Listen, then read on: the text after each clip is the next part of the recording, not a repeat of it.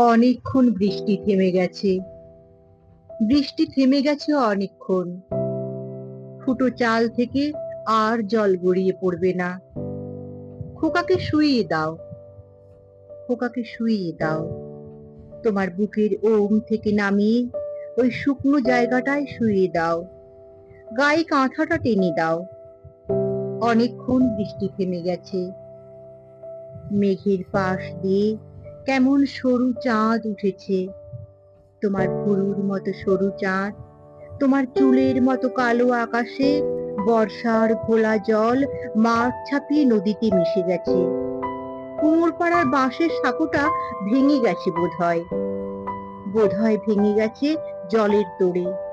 অভাবের টানে যেমন আমাদের আনন্দ ভেসে যায়।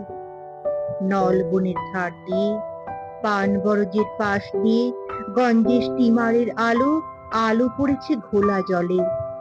আমাদের অভাবের মতো, ঠিক আমাদের কপালের মতো।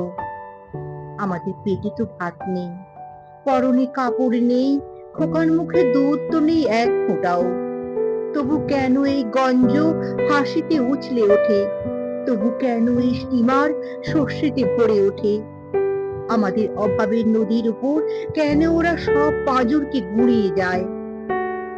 শোনো, বাইরে এসো। বাঁকের মুখে পরাণ মাঝি হাঁক দিয়েছে। শোনো, বাইরে এসো। ধান বোঝাই নৌকো রাতারাতি পেরিয়ে যায় বুঝি। খোকাকে শুইয়ে দাও।